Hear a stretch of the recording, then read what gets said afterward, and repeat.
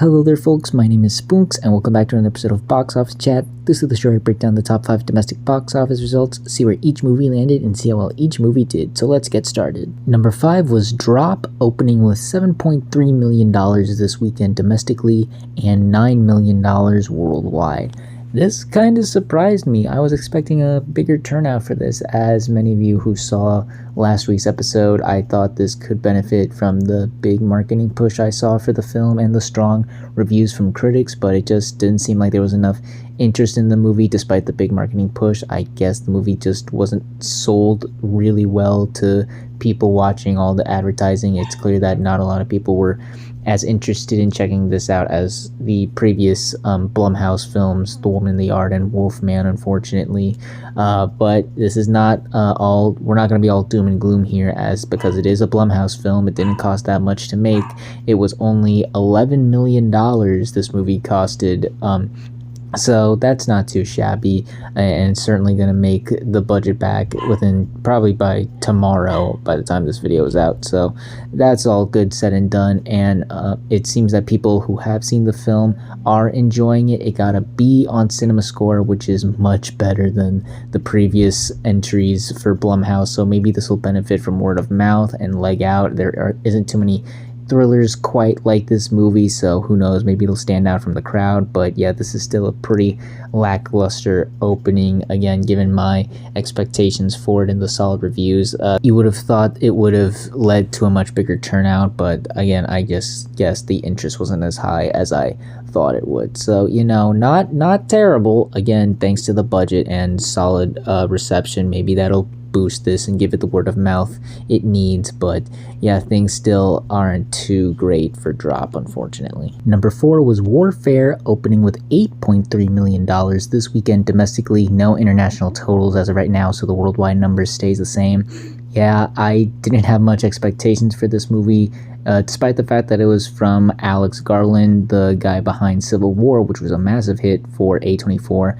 I didn't see as big of a push for this movie as that film, which I found to be pretty surprising. I thought they would definitely go a bit more with this one. So I think definitely the movie's big fault here was the marketing, because from what I've heard, people seem to be really liking it. Critic reviews were great and audiences liked it way more than Civil War. It got an A- compared to that film's B-. Really impressive. So and considering the movie is also not that expensive, $20 million budget, it should get there if word of mouth really holds well this coming week.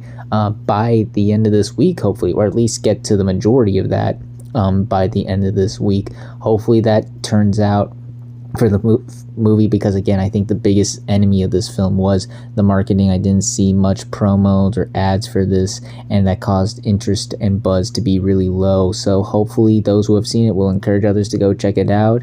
I can definitely see this movie turning out to be a sleeper hit if all goes well, or if it even just like teeters out for a bit, just maintains its core audience. I could still see it being quite the sleeper hit. Maybe not as big as something like Civil War, but certainly something that does better than what I think people were expecting it to. So yeah, still not a great opening, mind you. Again, I think the marketing really limited this movie's chances, but the horizon looks a little bright here, I would say.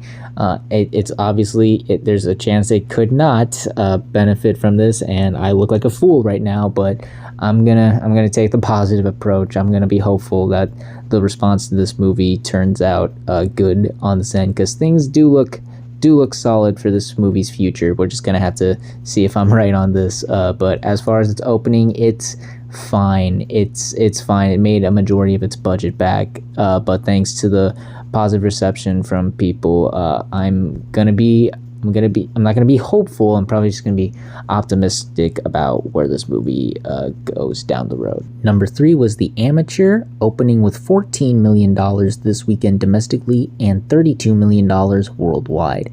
This movie pretty much met my expectations, if I'm being honest. There was a really big marketing push. I saw a lot of promos and stuff for it, and the interest did seem to be all right. It didn't seem like any signs of like really breaking out, but it didn't seem like really low. It was in that vein of like a working man, if you know what I mean. It definitely had its target audience, and they went out to go and see it. And there's what else is there to say, really? I really don't have much more to add on this film except for the budget. It's actually only $60 million, and it's already made half of that back thanks to the worldwide numbers. So if it can leg out, if it's able to find its audience and keep its main audience out there, and really like leg out, I think it could at the very least worldwide get to its initial budget. I'm not sure if it's going to double that, because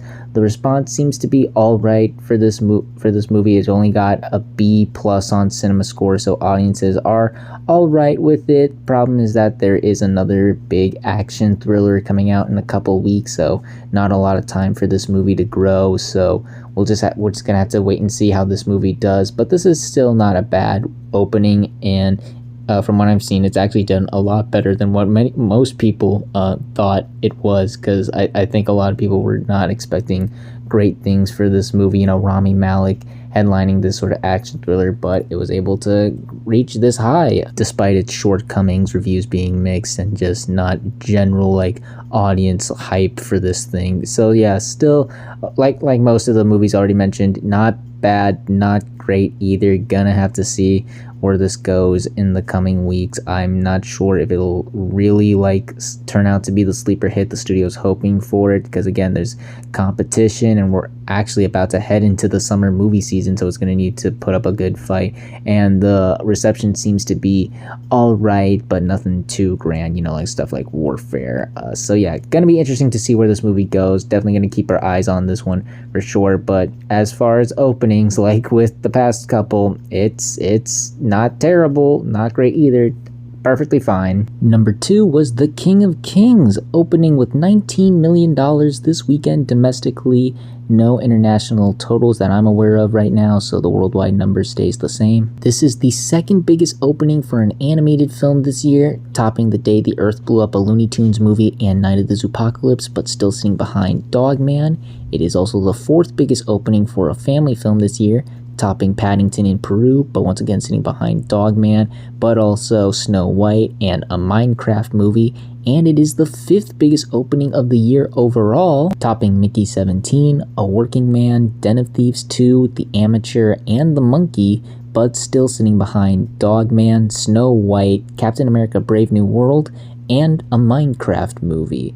This definitely surpassed my expectations. I thought it was just going to follow in the same vein as the other Angel Studios faith-based films. They would crack the top 5, but certainly there's like a bar for these types of movies, and it would reach that. It would probably land in the lower half of the top 5, but no, this went all the way up to number 2, beating out the big wide releases from 20th Century Fox and A24 and Universal. That really surprised me. It showed that they were able to really get a win here. They were able to finally branch out of their core audience, it seems, and really get the crowds to see this movie. I'm not sure what the budget is, but I can't imagine it was all that much. And they really were able to bring a lot of people to see this movie, and those people seem to be really liking this movie. It got an A+ CinemaScore, which is what you want to see for these faith-based types of movies. And since we're heading into Easter, I'm sure we're going to see great legs and great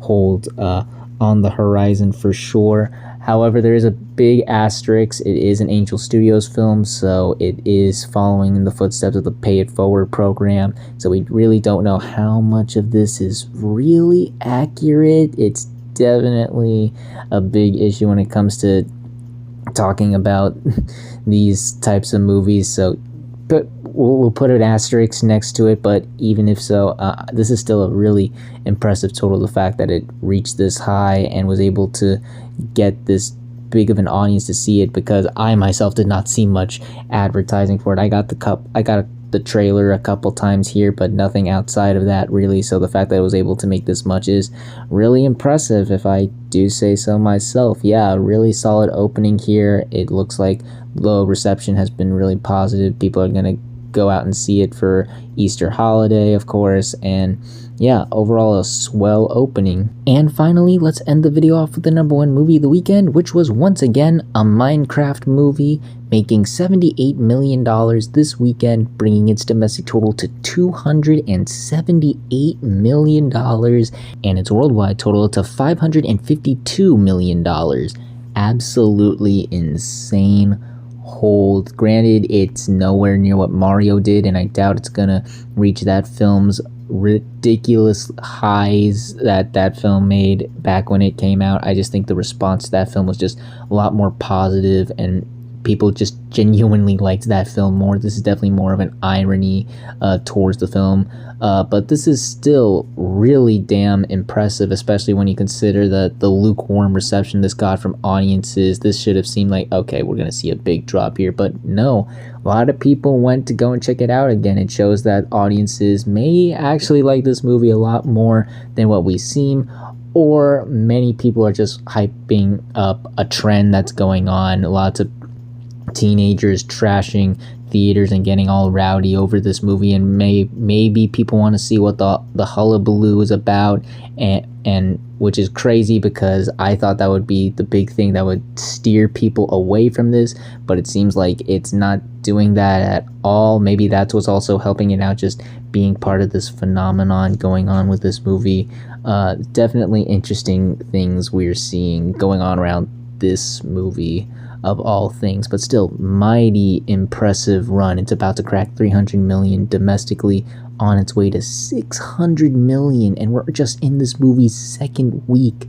That is insane, and I definitely think we're gonna see this movie crack $1 billion in the future, or at the very least get very, very, very close to it. Just all around huge performance for a Minecraft movie. This movie has been absolutely killing it, even with all the controversies going on. Certainly the biggest film of the year domestically. Worldwide, it'll have to settle for second, because there's no way it's topping Ne Zha 2. But second is still really impressive for Minecraft, especially with, again, the reception the film got from all the way back to its trailer and just people seeing the movie that first weekend. The fact that it's been able to do this well on top of that is really, really solid. So yeah, not much more else to say here. A great second weekend for a Minecraft movie, and it looks like it's going to continue that train for many weeks to come. And those were your top 5 domestic box office results for this weekend, but we're not quite done yet, as we've got another week ahead of us and new movies hitting theaters.